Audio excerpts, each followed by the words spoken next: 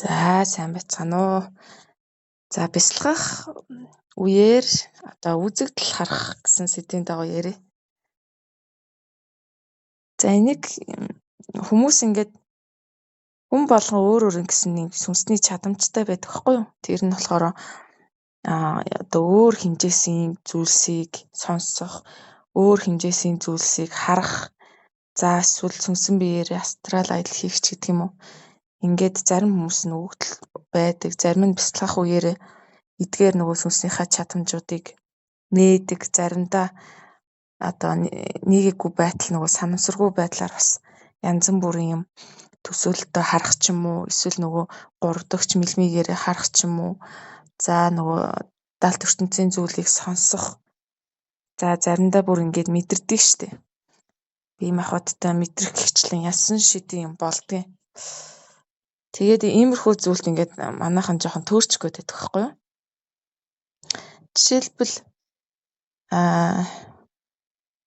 хүн уул нь бол нэг тэгж байнгын нөгөө хүний одоо махан биедээ сүнс төрөл авсан л бол байнга одоо өөр ертөнцийн зүйлсийг хараад ах нь бол тохиромжгүй байдаг. Тиймээс одоо энэ сүнснийхаа чадамжийг хаалгуулад тэгээд махан биед одоо төрөл хувилгаан дүрийг авч яг энэ тухайн амьдарч байгаа 3 хэмжээстэй байна уу 5 хэмжээстэй байна хамаагүй.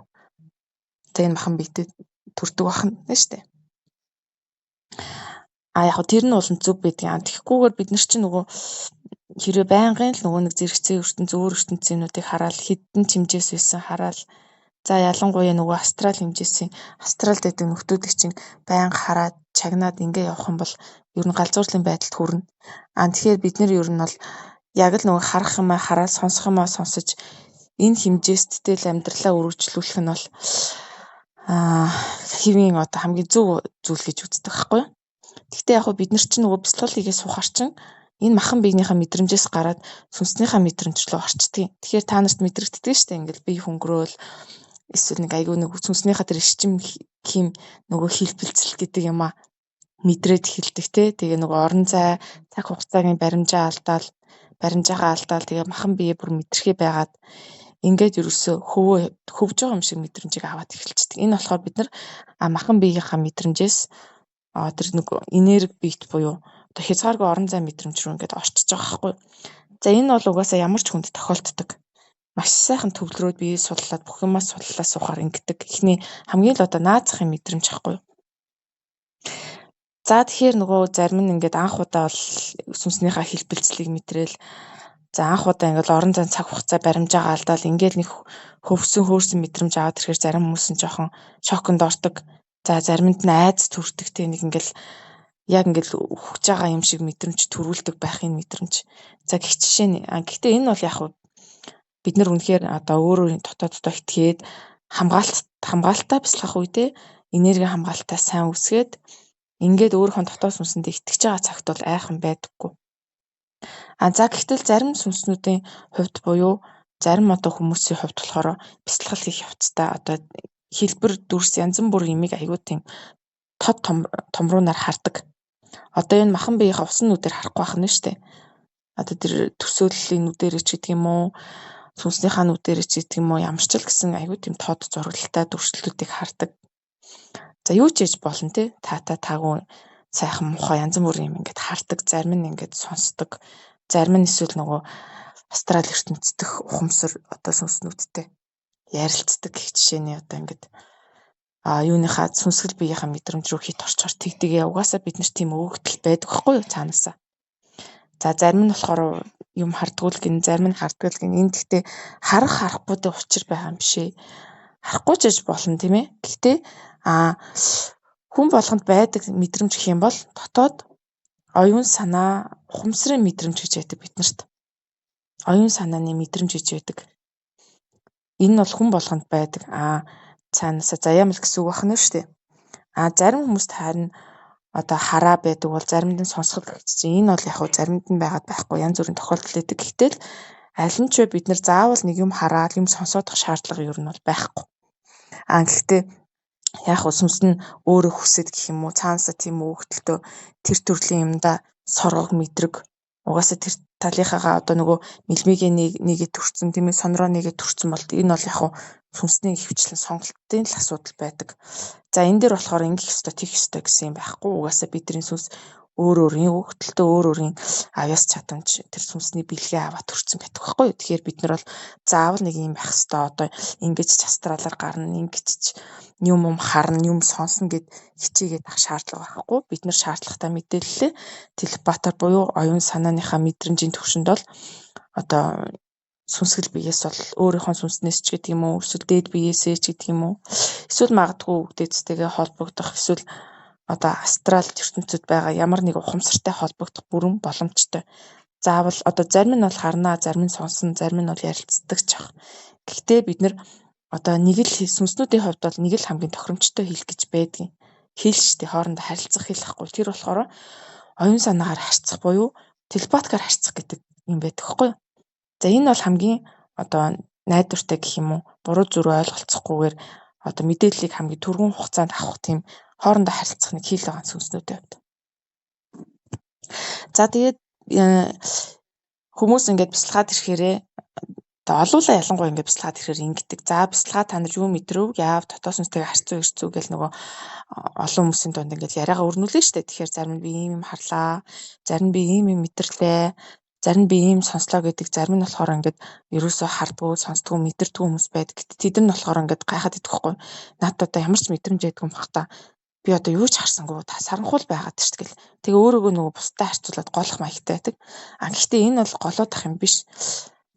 Яа тэгэхээр угаасаа бид нар оюун санааны хувьд нөгөө авах ёстой мэдээлэлээ авчил байвал заавал бид нар юм хараад сонсоод тах нь бол тэрэндээ чухал биш аахгүй. Тэр чинь зүгээр л нэг мэдрэхүн хэрэгсэл шүү дээ. Тэр мэдрэхүн хэрэгсэлгүйгээр бид нар авах ёстой зүйлээ мэдрэх ёстой зүйлээ нөгөө ухамсараа тэлэх хөгжөхөд шаардлагатай зүйлсээ бид нар телепатикаар авах боломжтой. Энэ нь болохоор хүн болгонд байдаг чадвар аахгүй юу? Одоо хамгийн гоё зүйл нь бид нар ингээд дотооддоо итгэжил чадах юм бол өөрийнхөө дуу хоолойг сонсож чадна л гэсэн үг. Нөгөө биднэрт юу мэдрүүлэх гээд байгаа, ямар утга санаа өгөх гээд байгаа гэдгийг бид нар одоо өөрийнхөө дотоод их сурвалжаас мэдэрч болох нь шүү дээ.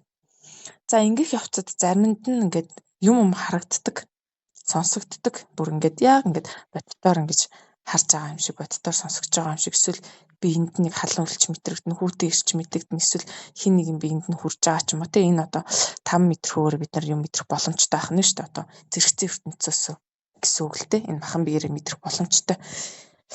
За тэгэнгүүтээ тэрэндээ нөх хит автах гад туушрах гад байдаг байхгүй юу? Энэ болохоор яг ингээд бид нар хүн гэдэг утгаараа сүнстэй тийм ээ одоо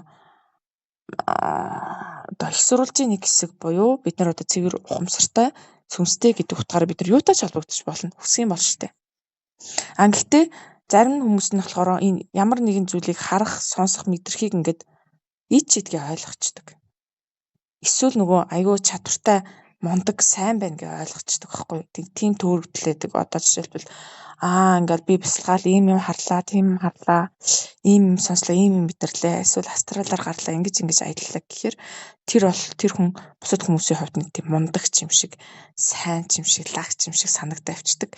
Гэхдээ энэ бол яг хэрвээ хөгжүүлэх юм бол, хэрвээ бид нар цаг зав гаргах юм бол хүн болгонд ийм чадрууд байгаа. Гэхдээ өөрөө сонгохгүй л гэдэг байхгүй.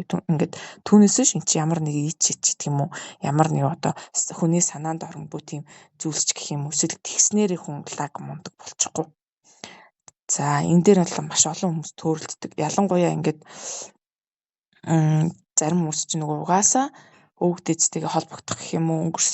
Сүнснийхээ өнгөрсөн мэдээллүүдийг харах тийм хөвгөлтэй байжгаад ямар нэгэн эсвэл өөр одоо ухамсар сүнстэй ингээ харилцаад эхлэхээр тэрэндээ нөх хит хавтаад хит итгэж гээд идэх байхгүй. Надад сая ингээд тийм бурхан ирж тийм үг хэлчээ явлаа гэдэг ч юм уу тий бяцлах явцтай бол юу болно шүү дээ тэнцээч. Эсвэл надад сая ингэж ийм юм харагдсан. Тэгэхээр би ийм учиртай юм байна ч гэдэг юм уу.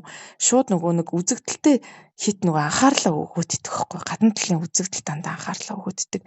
Тэгээл нөгөө сүнсгэл биеэрээ бид нар ч яг энэ махан биеийнхаа мэдрэмжинд бол тасцсан их юм бодохгүй баа штэ.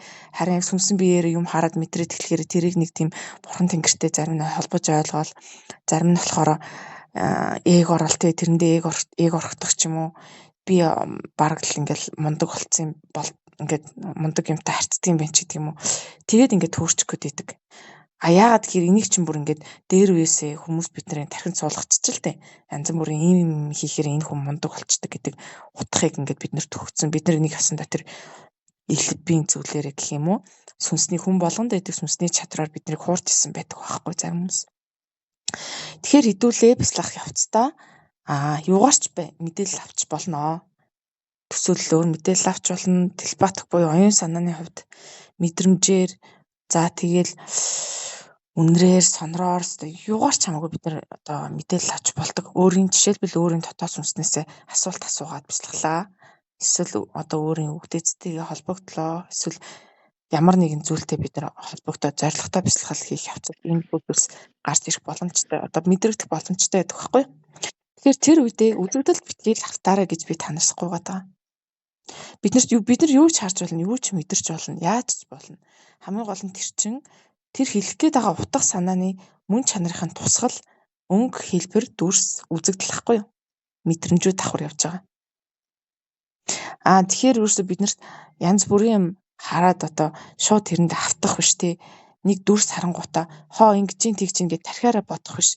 Тархи ороод ирэхээр жоохон бодлоонтуулаад эхэлдэг ерөөсөө. За болроо маань асуултаа чатаар явуулж болно. Тэгээ ерөөсөө бид нар ингээд нэг юм харчхаараа, нэг юм мэдэрчгээрээ ингээд бяцлахж байхдаа янз бүрийн юм ингээд юм болохоор өмнө мэдэрж байгаагүй маань мэдэрч ч юм уу тий. Эсвэл өөр ухамсартай холбогдоод ирэнгүүтээ цаад утга санааны тунгааж ойлгохоос илүүтэй шууд нөгөө нэг өнгө хэлбэр дүрсэнд нь автагдаад тархиндаа шууд ингээд бодож эхэлдэг байна шүү дээ. Надад ийм юм харагдаж байгаа юм чинь би нэг ийм байна ч гэдэг юм. Надад ингэж хэлж байгаа юм чинь ингээм байна ч гэдэг юм. Ингээд тархи урдуур ороод ачлаад эхлэхээр бид нар төрөлтөйхэн зам руу ороод эхэлдэг. Яа тэгвэл тархийг хэн ажилуулдаг вэ гэхээр эго ажилуулдаг. За тэгээд эгондоо төрөө явчихдаг юм шүү дээ. Явчихна шүү дээ. Тэгэхээр яг хуу бид нар ерөөсөө ямар ч мэдрэмжээр бид нар бяцлахж явах үедээ ямар ч мэдрэмжээр ямар ч хэрэгтнээрээ юу ч мэдэрсэн бай. Энэ гадна талын үзэгдлээс гэхээс илүү цаад надад хэлэх гээд байгаа, цаад надад одоо мэдрүүлээд байгаа, надад ухамсарлуулах гээд байгаа зүйл юу байгаа юм бэ л гэдэг дээр л мэдрэмжээ сонсох нь. Бидний нөгөө телепатик мэдрэмж маань л хамаг үнэн зөв учрыг хэлж өгдөг байна шүү дээ. Тийм ээ. Одоо тэр тусгал гэдэг юм чинь жишээлбэл би айдастайгаа нүрт тулъя гэд бяцлал хийлээ. Тэгэхэд бол магадгүй чиний хамгийн айдаг зүйлс чинь чиний өмнө харагдах байх. Эн чинь болохоор зөвхөн чиний тусгалахгүй юу? Гэтэл өөр хүн айдастайгаа нүрт тулах гээд айдсан бяцлал хийхэд чамд харагдчихж байгаа зүйлс өөр хүнд харагдахгүй байхгүй юу? Эсвэл би өөрөө бурхан тэнгэртэйгээ холбогдмоор байна гэд бяцлал хийхэд магадгүй чиний өдөр шөнөгүй хардаг тэр бурханы чинь дүр чамд харагдах байх. Гэхдээ тэр бол зөвхөн чамд л харагдаж байгаа чиний тусгал ахгүй юу? Хүн бяцлахж явах үедээ өөрийнхөө тусгалыг хардаг. Өөрийн сэтгэл дотор байгаа өөрийнхөө тэр итгэл үнэмшилд буулгасан тэр дүрс тусгал үнэр мэдрэмж тэрийг авдаг байхгүй юу? Энэ юу ч хийж болно шүү дээ. Гол нь цаад утга учир нь юу юм? Цаана байгаа энергийн урсгал нь юу юм? Цаана над ойлгох гээд байгаа тэр оюун санаа надад өгж байгаа зүйл нь юу юм бэ л гэдгээ олоод авчих юм бол болдог. Зүүдэн ч гэсэн тэгдэг хүмүүс ингээд за жом зүудлүүл яах вэ? Нохоо зүудлүүл яах вэ гэл дандаа нөгөө үзэгдэл дээр нач холбогдлохгүй л байдаг тий. Шувуу зүудлүүл яах вэ гэл. Тэр чинь биднэрт утга санаа өгөхийн тулд ямар ч хэлбэр дүрсээр юу ч зүудлүүлж болно. Бидний одоо дээд бие ч юм уу бидний дотоод сүнстэй магадгүй өөр хөвгдөөцсөн сүнстэй харьцдаг хүмүүс бол тэд нар маань одоо бидний зүйтэнд бол юугаар ч мэдээлэл өгч болох нь шүү дээ. Жишээлбэл би одоо муурын дуртай байлаа гэвэл надад одоо сайн юм болох нэ гэдгийг миний дотоод сүнс маань мэдрүүлэх чинь те зүү дээр надад мэдрүүлэх чинь гэж бол би муурын дуртай юм чинь нөхөөрхөн цагаан муур миний зүүдэнд орж ирээд надад амандаа ингээд захиа зугаад надад өгч болно шүү дээ. Тэр надад тааламжтай санагдана мэдээж.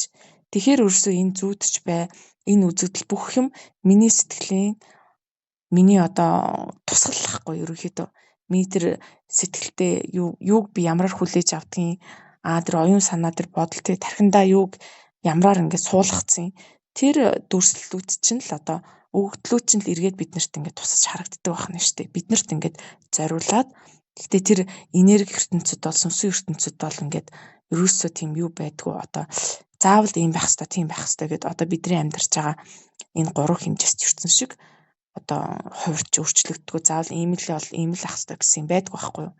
Ямраар л дүрээ ургаж болно. Ямраар л ямар дүрс үзэгдлийг би өөртөө татаж болно. Юуг л харъя гэвэл би юуг л харж өөртөө татаж болох байхгүй. Сүнс гэдэг чинь тийм хязгааргүй юм байна. Ухамсар гэдэг чинь тийм баригдшгүй хязгааргүй. Түүнд бүх хэцүү л оршдог. Юу л байх боломжтой. Тиймээс би та нартай юу гэж захих гээд байгаа гэхээр хэрэг бяцлах үедээ янз бүрийн дуу хоолой, янз бүрийн хэлбэр дүрс өнгө тийм ээ. Мэдрэмж авч байгаа бол тэрэн дээр одоо тархиа битгий ажиллавал ямар нэг эгоны үйлдэл битгий зүгээр цаад утга нь юу юм? Цаад телепатор өгөөд байгаа оюун санааны хувьд өгөөд байгаа мэдрэмж тэр хэлэх гээд байгаа юм нь тэр одоо гол нь мэдрэмжээр бид нарт хэлэх гэсэн юм хэлээд байгаа шүү дээ. Тэрний цаана яг юу байгаа юм бэ? Юуг би ойлгож ухаарах хэрэгтэй. Юу надад хэлээд байгаа, юу болоод байна вэ гэдгийг л маш сайн тунгааж авах хэрэгтэй. Хэрвээ тэр харсан үзэгдлээ ойлгохгүй бол өөрийн дотоодоос асуу. Надад одоо энэ бурхан харагдаа салахгүй байна. Эсвэл надад тэр уулус харагдаа салахгүй байна. Эсвэл надад тийм хүн ирээд үзэгдээ салахгүй байна. Би учрыг ойлгохгүй дотоод мэдрэмжийг сонсож чадахгүй бол ахаад бяцлах жахта энэ үзэгдлийн цаад утга учир нь юу юм бэ гэж өөрийнхөө дотоод сүнснээс асуугаад тэнцэнээсээ телепатикаар буюу оюун санаагаар ингэж мэдээлэл авах нь хамгийн зүйтэй байдаг.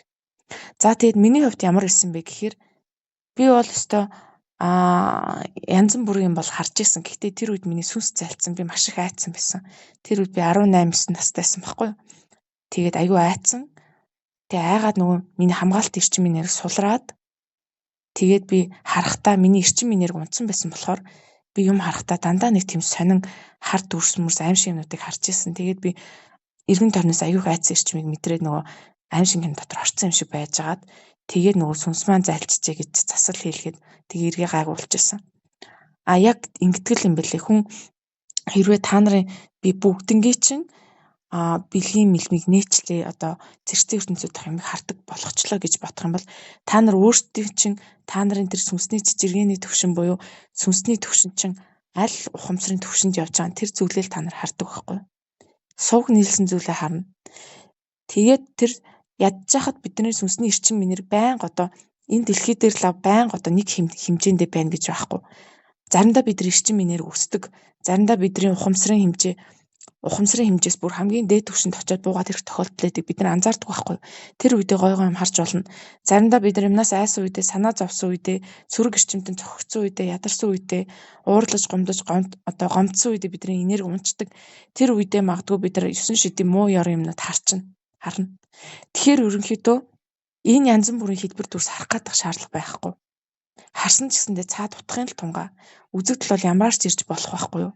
Ямар л хуурж болдог зүйл байхгүй юу?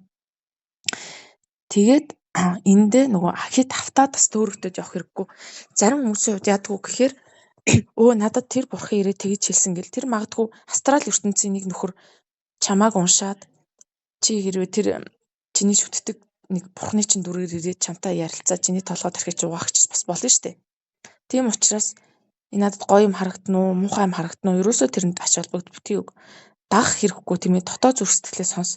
Тэр чинь биднэрт үг хэлээр биш янз бүрийн дүрс хэлбэр гэхээс илүү бидний дотоод сүнс яаж харцдаг вэ гэхээр шууд телепатик байдлаар оюун санааны түвшинд л бид нартай мэдрүүлэх юм мэдрүүлж харцдаг. Энэ бол хамгийн зөв арга зам байхгүй. Тэгэхгүй бид нартаа нөгөөдөл чинь янз бүрийн хэлбэр дүрс гаргаж ирж харьцаал, янз бүрийн үг хэл гаргаж ирж харьцаад байгаа бол биднийг улам төөрүүлчихнэ. Тэрийг мэдчихэж байгаа. Их сурвалж дээд бидний яг жинхэнэ дотоод сүнс бол нэг их хэлбэр дүрс янз бүрийн ашиглаад байдгүй. Ашигласан ч гэсэндээ тэр яг дотоодоос гарч байгаа нь мэдрэгддэг. Биднийг бол төөрөгдүүлэх юм хийхгүй штэ. Угаасаа л бидний л нэг хэсэг одоо бидний л төлөө тэр хайрлаг ухамсар, дээд хэмжээсийн ухамсар учраас аль болох биднийг төөрүүлэхгүй байжгаад оюун санааг минь тэлхийг хичээдгээ. Ерөөсөө. Тэгэхээр бид нар бол одоо тэр өндөр хэмжээсийн ухамсаруудын хажуудлахаараа жоохон хөвгчиг байгаад байхгүй юу? Нэг чихэр өгөхөөр хууртчихдаг те. Нэг жоохон сүрдүүлэхээр айчдаг. Нэг гой юмар хуураад явчих болохоор тийм одоо тийм нялх балчир хөвгтийн л ухамсартай байгаа байхгүй тэдний хувьд. Тэгэхээр ерөөсөө цаад юм л та нар хараа. Тэгээд би яг нэг сүнс зайлцсан үед нэг тиймэрхүү юм харж байсан. Яг ингээд харахын хувьд бол харагддсан юм билээ. Тэгээ одоо би болохоор хэлбэр дүрс ингээд янз бүрийн юм харна, янз бүрийн сонсон гэхээсээ илүү телепатлик байдлаар одоо хүссэн мэдээлэл авдаг болсон. Тэг би анхандаа бол ингэж боддогсон хүмүүс ингээд янз бүрийн юм хараад байх юм. Би яагаад юм харддаг юм болмол гэл тэгэл төсөөлөхөөс чаашгүй машгүй ингээл нөгөөдөг чи өөрийгөө голж эхлэв штэ бусдтай харьцуулахаараа. Тэгсэн чинь сүүлд нь ингээд яасан бэ гэхээр угаасаа нөгөө оюун санааныхаа түвшин телепатлик байдлаар бүх мэдээлэл авчиж болдог учраас харин ч би нөгөө элдв янзын юм харахгүй байсан нь бол миний хувьд давуу тал болсон. Яагаад гэвэл хэрэг би бяцлахж байгаа үед элдв янзын юм хараад сонсч байсан бол магадгүй тэрэндээ автагдаад төөрөө явчих боломж миний хувьд асар их өндөр байсан байгаа байхгүй. Би ч нөгөө аюу итгэмтгий ядж хахад нэг юм аваажид хэлчихвэл нэг тэдбэр дүрстэй юм ирээд надад нэг дүрс мөрсөө харуулад янз бүрийн юм хэлчихвэл аюул би тэрэнд нь итгээд тэгээд нөгөө солиороод нөгөө лайвигээ явуучих боломжтой. Итгэмтийн нөхөр байсан болохоор ерөөсө тийм юм харахгүйсэн байгаа байхгүй. Тэгээ одоо би баярлдаг байхгүй. Тэгээд л ерөөсө элдв янз юм харахтаа биш юм байна. Бид нар чинь ингээд ухамсараад хэлэх нь чухал юм биш үү? Телепатаар буюу оюун санааны хувьд бид нар хөгжих нь чухал юм байна. Тэр хэлбэр дүрс яах вэ? Бид нар төсөөлөөр юу ч харчих болох юм байна. Дараа нь одоо сүнсэн бид байхдаа астрал ертөнцид ч юм уу те өөр ертөнцид ингээд шилжихээр бид нар яаж хэлбэр дүрсээ өөрчилж болох юм байна. Ямараар л ингэж хойрч өөрчлөгдөх боломжтой. Хүссэн юм харах боломжтой юм байна гэдгээ ойлгож мэдээд ухамсарлаж авснаас хойш ер нь бол үзэгдэл дүрс төр анхаарал өгөө болцсон. Тэр байтугай заяа бяцлаглалын тэр юм үзэгдэх байтугай бид нар энэ амьдралтаа ч гэсэн энэ нүдэрээ энэ одоо энэ махан биеийн нүдэрээ харж байгаа юмдаа хүртэл шууд тусгалтанд итгэж болохгүй юм билээ. Одоо жишээ юм яриа л да. Нэг хүн ингээд амар зовоод байна ингээд хажууд ингээд тий нэг гуйлахчин хүн ирээд тэр хүн ингээд өлссөн байна, ядарсан байна. Хүмүүс тэр хүнтэй маш муухайгаар харьцсан байна. Тэр хүн ингээд өвдсөн байна. Тэгээ би ингээ өрөвдөн штэ тэр хүнийг хараад иш чаавас ямар хэцүү юм бэ гэж өрөвдөөл хайрлал энэ хүн чи одоо яатсан юм бэ гэд надаас тийм сэтгэл гарч ийн гэдэг чинь би тэр гаднах үзэгдэлт нь шууд итгэж байгаа байхгүй. Гаднах тэр хүний байгаа надад харуулад байгаа тэр хэлбэр дүрс өнгө тэр хүний нүүр царай байгаа байдал орчин нөхцөл гэл бүх одоо энэ бидний энэ махан биеийн энэ усан нүдээр харагдаад байгаа юмд би гаднах зүйлт нь үзэгдэлт нь автвал би тэрийг өрөвдөд байгаа. Гэтэл тэрний чинь цаана энергийн урсгал буюу мөн чанар нь явж идэг.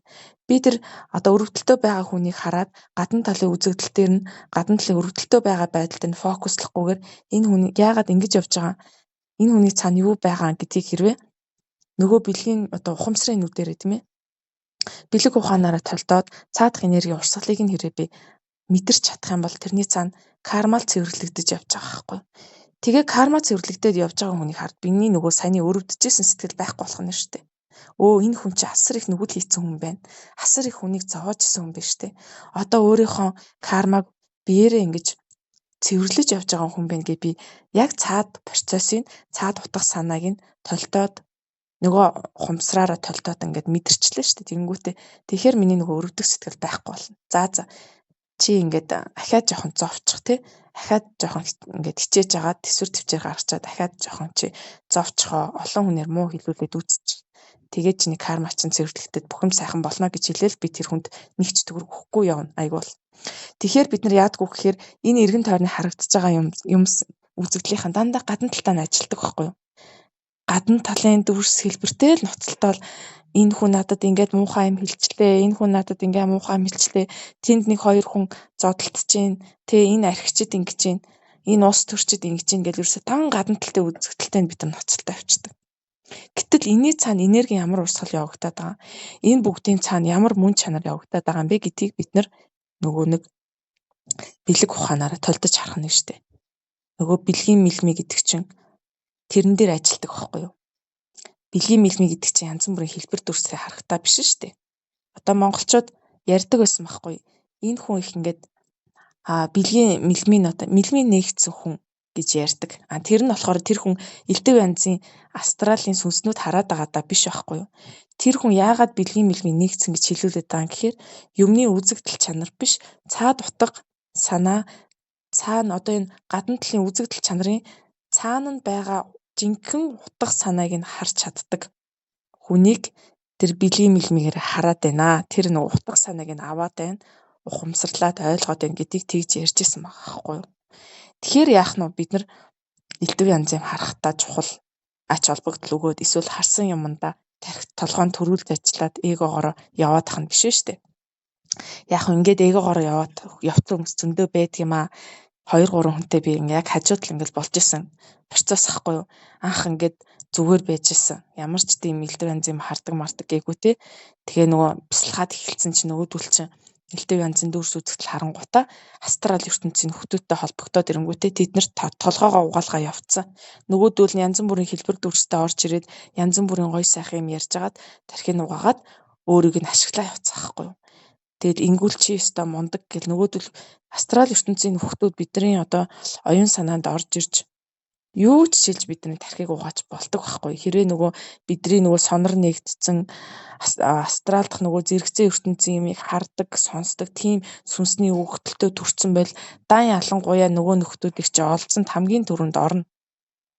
Гэтэл яг хуу би чинь тэгээд харахгүй штэ. Миний хажууд баг ирээд нөгөө юу ч олж исэн би мэдэхгүй ингээд таг дүүлээс сохор хүн шиг байх учраас намайг яач чадахгүй байхгүй юу.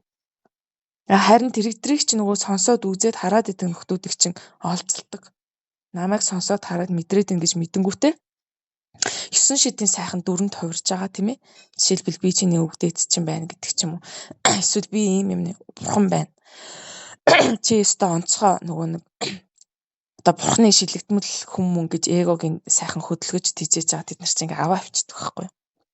Тэрний оронд баг сохор төлөв хийжсэн зөвхөн өөрийнх нь дотоодтойгоо хүнстэйгээ холбогдоод тэгээд сохор төлөв явжсэн баг үлзийтэй юм болох гээд байгаа байхгүй юу ингээ бодоход.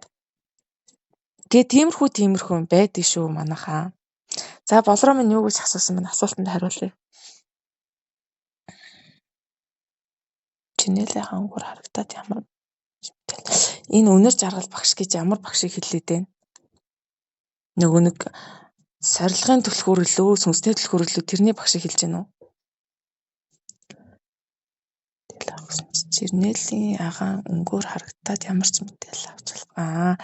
Яг хүн бид нар та нарт хараад би юм зөвлөхөд битгий хүн дээр очичээ. Тэр хүн чинь үнэхээр сайн итгэж болохоор хүн байсан ч гэсэн хамаагүй. Тэр хүн чинь мундаг лаг хүн байх нь хамаагүй. Зүгээр бид нар хин нэгэн дээр өөрийгөө асуух гэж очиж байна гэдэг чинь нэгдүгээр бид нар өөрийгөө хайрлахгүй өөрийнхөө сүнсийг гомдоож байгаа. Өөрийнх нь дотоодыг сонсож чадахгүй байгаа. Тэгэхээр өөртөө итгэхгүй буюу өөрийнхөө сүнсийг хайрлаж чадахгүй даа тэгдэг байхгүй юу? Буяа бүжиглэж байгаа хүн харагдаад мэдрэгтэй гэсэн гинэ. Тийм бид нар ер нь бол гой сайхан юм гэхээр та нарын төсөлд хамгийн түрүүнд юу буудгийг тэр чинь л дүрсээрээ та нарын толон тусгал болж орж ирдэг байхгүй юу? Одоо жишээлбэл хүн дээр ингээд за хүнээс та нар мэдээлэл авч болно те. За өөрийгөө ингээд харуулж үзүүлчихсэн хүн бол хүнээс мэдээлэл авчлаа гэвэл нь штэ те. Тэр хүн чинь бурхан байна уу? Тэр хүн чинь ямар ч мундаг хүн бэ? Ямар ч итгэж болохоор хүн бэ? Тэр хүнээс авсан мэдээлэлээ дахиад давхар өөрийнхөө дотоодоо сонсож шүүлтүр хийж явах хэрэгтэй. Яг тэр мэдээлэл нь над дээр тэгвэл миний дотоодоос тэгвэл юу гэж яах юм? Энэ хүний хэлсэн юмыг дэмжиж яах юм уу? Миний дотоод чинь бүгдийг мэддэг. Чи өөрөө бүтээгч учраас чи өөрөө бүхэл бүтэн орчлын ертөнцийг бүтээх чадвартай учраас заавал хин нэгний харсан ертөнцөөр байна гэж байхгүй. Чи өөрийнхөө ертөнцид амьдардаг байхгүй. Өөрийнхөө ертөнцийг бүтээдэг байхгүй юу? Тэгэхээр тэр хүний үгийг хүлээж авах уугүй юу гэдгийг дотоод зүрх сэтгэлээр сонсоод мэдчих. За тэгээд бидний өвөг дээдс гэдэг чинь бидний өнгөрсөн үеийн мэдээллүүд гэж хөвчлэн явагддаг. Заавал тэр өвөг дээдстэйгээ холбогдоод зураг татах шаардлага байхгүй. Яг нь зарим сүнсний төвд тийг сонголттой бол би сонголтыг ч хүндэтгэж үзнэ. Одоо болохгүй болно гэсэн юм байхгүй шүү дээ. Би ч тэрийг шийдэд идэг юм биш. Зөвхөн л та нар өөрсдөө мэдж байгаа. Магадгүй тэр замыг сонгосон сүнснүүдтэй бол өөрийнхөө дотоодоо сонсож байгаа тэрийг хийж болно. Хамгийн гол нь төөрөө явчих уу? Хамгийн гол нь эгогоо тэжээгээ явчих уу? За дөрөвдгийг нөгөө астрал ертөнцтэй хит хутгалтаад өөрийгөө алдчих уу гэдгээс чинь л би сэрэмжлүүлээд ийм байдгийг шүү нөхдүүдээ гэж хэлээд байгаа байхгүй. За тэгээд миний ярьсан ярианаас дэлгэрүүлж асуух юм юу вэ? Би ер нь бол ойлгомжтой хэрнээс айгүй товчхон ярьчлаа. Энийг ингээд цааш нь дэлгэрүүлэл зөндөө юм байдаг байхгүй юу? Тэгээд нэмж асуух юм байна уу?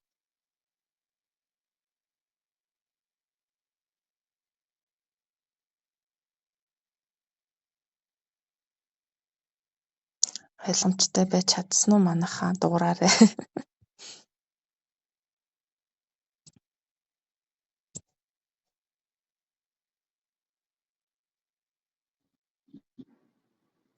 Тэр өндрөө гээд нөгөө Готобогийн шавьяхан шавь юм байлаа. За. Тий. Тэгээд тэгээд өндрөө чинь юу яагаад гэдэг юм бэ шүү. Цаана нэг хүснэгттэй. Тэгээд сүнсний хөгжил нь тэдэн хувь эдэн хувь байна. Тэгээд гутаа өмнө нь тэгээд нэг бүртгэгчтэй юм шиг. Нэг жилийн өмнө чиний сүнсний орчин тэд байсан байна. Тэгээд нэг тоогийн дээш нь очно болоод хэлээд байна. Гэхдээ огт мэдрэмжгүй хүн бол биш. Мэдрэмжтэй. Гэхдээ сая хэлстэй. Зарим хүмүүс нөгөө эгонд яагаад гэдэг. Мэдрэмжтэй бол мэдрэмжтэй. Гэхдээ эготой хүн шүү л гэж байна. Тийм. Би бас нөгөө өнөр жаргал гээд багшийг би мэддэг байсан. Саяхан бас нэг тэр багшаас ингэж хувийн одоо ганцаарчлан хичээл авч исэн. Тэгээд тэгсэн ч гэсэн одоо өөрийнхөө учир начрыг олоогүй явж байна гэд нэг хүн яасан надтай холбогдсон. Тэгээд өнөр жаргал гэж ямар багш вэ гэсэн чинь ямар түлхүүр гэлээ. Тэрний нэг юуг явуулж ирээд би тэгээ мэдэж авсан. Ийм хүн байт юм уу гэд. Гэтэ хараа би одоо жишээлбэл за би та нарын сүнсний чинь хувийг хилээд өгөө. Надаас асуу гэд. Тэгээ би та нарын сүнсний чинь сэрэлтийн хувийг хэлж өгье л доо. Магадгүй за чинийх 100% байна. Чи өстой мундаг сэрцэн хүн байна гэж та нар юу гэж хүлээж ах вэ? Эсвэл би чиний сүнсний хувь чинь 50% та байна гэж та нар юу гэж хүлээж ах вэ? Эсвэл чиний сүнсний хувь чинь дөнгөж 1% та сэрэлттэй байна гэж та нар юу гэж хүлээж ах вэ? Энд чи эгоны асуудал гэхгүй юу? Би хэдэн хувьтай байснараа яах юм? Би 1% байвал яах юм? Тэгээ 100% байвал тэгээ яах юм? Тэ? Эн чинь зүгээр тархинд энэ хувь процент гэдэг чинь тархинд байдаг зүйл, эгонд байдаг зүйл. Гэтэл бидний мэдрэмжийг хувилах боломжгүй шүү дээ.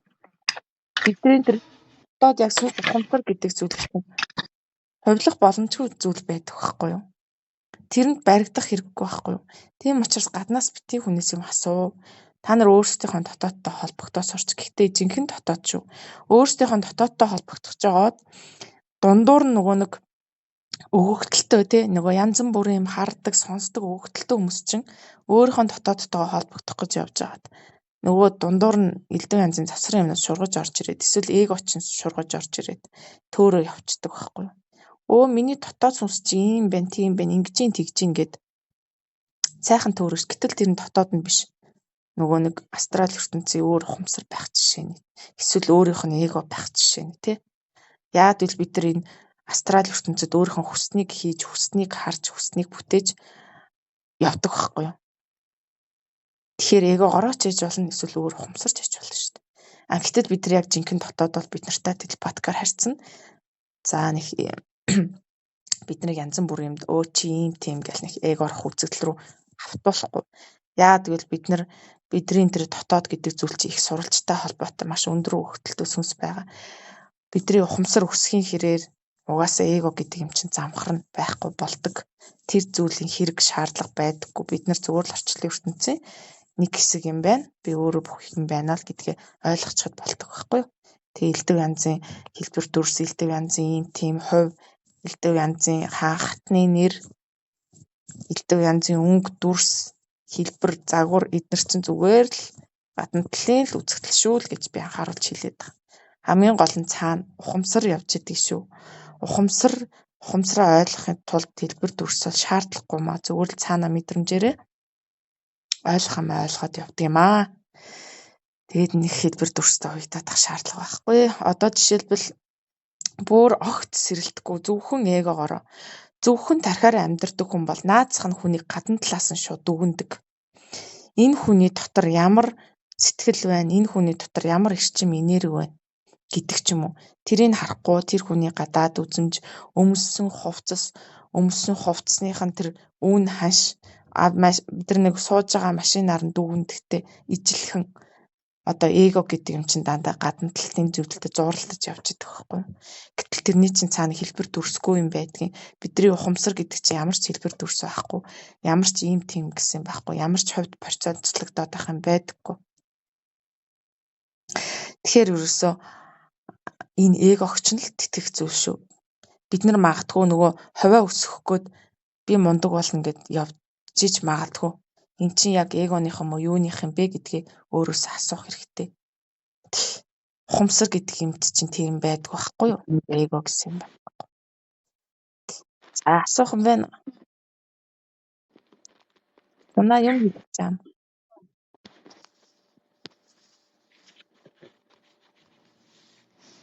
За цалман юу гэж бодож байна? Би одоо цалманд зориулж баг юм яриад. За би ерөнхийдөө ингээд амар ойлгомжтой ингээд болчлаа. Тэгээ би нөгөө нэг ерөнхийдөө тийм юм дээр амар их төрөлдөг байхгүй. Бүр зогсоод яг уу тийм юм мэдэрнэ харна бүр ёо сүүл бүр залхмаар тэгээд ингээд зүүдэндээ хүртэл ингээд автчихдаг тийм ингээд тэгээ өчигдөр уржигдрийн хувьд бол би ингээд зүүдээ ингээд зүгээр л амдараад зүүдэлсэн чинь бас ингээд зүгээр л тэрийг хүлээгээд авчичихлаа. Одоо яг тодорхой хэмжээний тийм ухамсарлаг байгаад юм ялгаж салгаад байгаа болохоор тийж юм шиг л. Тэгээд би тийм амар ачаал бүгд өгсөн. Тэгээ манай хоёр ихч болохоор дандаа тийм юмд ачаал бүгд өгч өстэй дотоод юугаараа л явж байгаа гэдэг ингээд тэр тийм үг одоо жишээлбэл харчаа тийм үг хэлсэн чи тэгж явах хэрэгтэй гэж ингээд хүн болгоныг тгээ явуулсан байхгүй. Тэгээ ер нь манай удам бас амар сонир болсон. Гэсэн чинь одоо би ингээд бодож байгаа хгүй дээр ингээд танаас асуусныхаа дараа ингээд ухамсартайгаар бодож үзэж байгаа хгүй. Би тэгээд яг энийг дагаа явуулаа гэхэд энэ надтай юус ингээд хавцлахгүй нэг тийм ойрч би зүгээр л үзэгдэл төдий юм шиг санагдаад явцгаахгүй. Зүгээр миний эго амар их гарч ирээд байгаа юм шиг тиймэрхүү ойлголт ороод ирсэн. Тэгээд энэ чинь заавал нэг хашаал бүгд л өгөөдөх шаардлагагүй. Зүгээр л харснаар нь хүлээж аваад ингээд цаашаа явах хэрэгтэй. Тэгээд би болохоор өмнө нь энд амар хүлэгдээд ингээд юм болгонд хүлэгдээд ингэж явах хэрэгтэй юм байна гэдэг ингээд бүр ингээд ид шидэн юм аагаад яарад бүр ингээд тэгэл ингээд өдөртөө хэдэн ч удаа бясалгал хийхгүй болохгүй юм шиг санагдаад ингээд бүр тэгцэхгүй. Яг миний тэгээд бүр нэг яг гол тэр нэг болог шалтгаанууд нь энэ одохгүй. Тэгэхээр би бүр амар сайн ингээд ачаал бүгд ерөөд өгөх шаардлагагүй юм. Зүудэндээ ш тэр бүх юмдаа зүгээр л тэр сэтгэлийн тусгал ингээд үнэн болчиход байгаа. Би бүр ингээл амар төөрөлдөж явсан. Тэгээд одоо нэг юм ингээд нөгөө олон удаа ингээд төөрөлдсөн учраас яг ингээд өөрийгөө сонсох гээл ингээд өөр дээрээ төвлөрөхөөр л 9 шидэ юм харагдчихад байгаа байхгүй юу? Тэгээл дахиад ингээд төөрөлдөхгүй. Яг одоо бол нэг тийм төөрөлдөө бас байгаад байна. Эсвэл гацалт гэх юм уу? Юу гэх юм. Тэгээ би заримдаа бас өөрийгөө ойлгохгүй л байгаа юм л да. За яах вэ? Тэгээ бүр ингээд хаяад юу вэ? Зүгээр бүгднийг орхиё гэдэг ингээд унтаад ч юм уу. Зүгээр бясалгалж орхиё. Энэ бодогдоод байгаа юм ч орхиё гэдэг. Ингээд яг ингээд бие суулаад орхичхоор хэсгийн хугацаанд би чинь нэр юм биш үү? Тэгээд би нэг ийм юмнуудаа ингээ хаяад суулгахаар ингээ гоё орж ирдэг. Тэгэхгүй нэг ийм үзэгдэл төдий юмд ингээд амар их холбогдчиход өвөгтчихэд байна л та.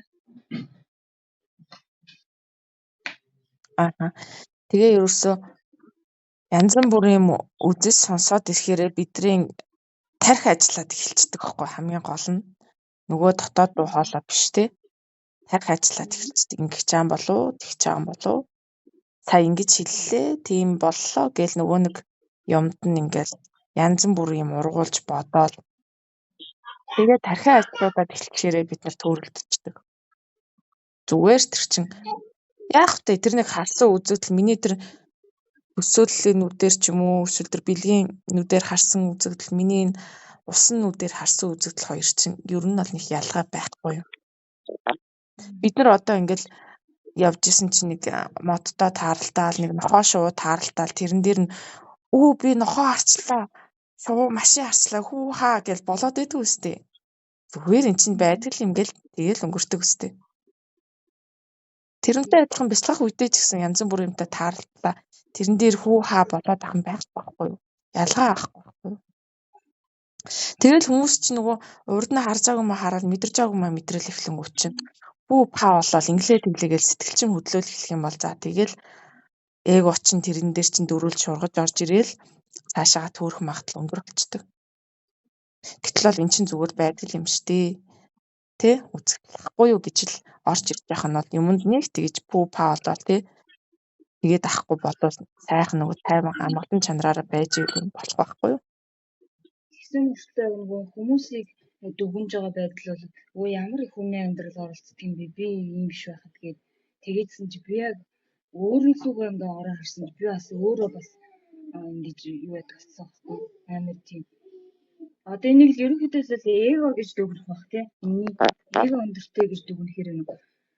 Тэгээ одоо ингээл өөрийгөө ажиглаж ёо би бүр ингээ өөрийгөө би тийм биш гэж боддог байсан юм аа. Хүнийг ялгаж харьцдаг, гоё харьцдаг юм байна. Хүнийг тэгдэг юм байна. Тэгээд надад тийм 9 шидэ ааш байхгүй юм байна гэж бодсон чинь надаас бүр миний хүнээс бүр тийм амар сонин надад байхааргүй тийм аашнууд гарч ирдэг байхгүй. Эсвэл ингээд удмын амьдсан төсөө ч юм уу тиймэрхүү юм. Юу вэ надаас ийм амар юм гард юм уу гэж би ингээд өөрийгөө чагнаж үзэж байгаа байхгүй. Тэгээд чичгээр тавч. Тэгээд нэг тиймэрхүү. Тэгээд энийг бол эго л гэх байх л та тий. Би ихтрхийг төөрөлдөж явсандаа итгэлгүй байсандаа иймэрхүү байгаад байна.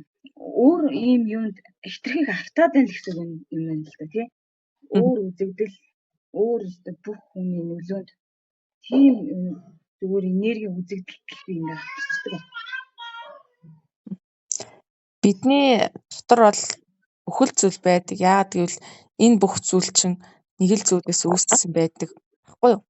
Бүх зүйл их ус сурвалжаас үүслэх гэж үзэхэд яг адилхан бидний дотор бүх юм байдаг. Бид нар хэрэг хүсэх юм бол өөрийн дотоодоос бүх зүйлийг гаргаж болдог. Тэр муу байна уу, сайн байна уу ялгаагүй бидний дотор бүх юм байдаг. Тэрийн зөвхөн ухамсартай байхад болдог байхгүй юу? Миний дотор юм байна, энийг гаргах уу, тэрийг гаргахгүй байх уу, тэр нь яаж ийж ингээд нөгөө ажиглагч ухамсар буюу ухамсармаа л байж хад болчин. Түүнээс ш паста миний дотор ийм муухай юм байсан юм байна. Эго чи ийм муухай эго миний дотор байсан юм байна гэд тэр зүйлүүдийг ад үзээд ах шаардлага байхгүй. Тэд нар чинь өөрсдийн гэсэн хийх үүрэгтэй, өөрсдийн гэсэн орон зайтай болоод үүсцэн байгаа юм.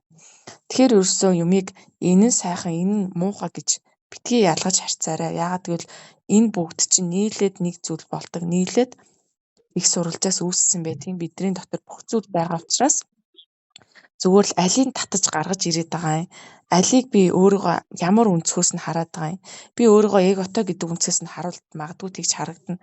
Би өөрийгөө гоё сайхан цэвэр ариун гэдэг өнцгөөс нь харуул бас л тэгж харагдана. Яагаад гэвэл бидний дотор бүх зүйл байгаа учраас бүх талаас нь бусдыг болон би өөрийгөө харж болоод идэх юм. Зүгээр чи аль талаас нь харах юм. Ухамсараа анхаарлаа альд нь өгөх юм бэ гэдгээс шалтгаалж хөгждөг. Тэрийг бүтээдэг байхгүй юу? Тэгэхээр миний дотор ийм байна, тийм байна гэд тэрийг ад үзээ тэрнээсээ цухтаагаад ах шаардлага байхгүй. Угаасаа хүн болгоны дотор сайн муутай нийлээд бүх зүйл байдаг юм аа.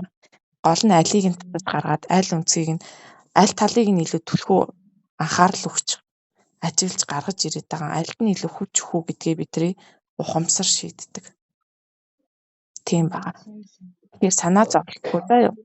Санаа зовлохгүй бидний дотор зүйл байна.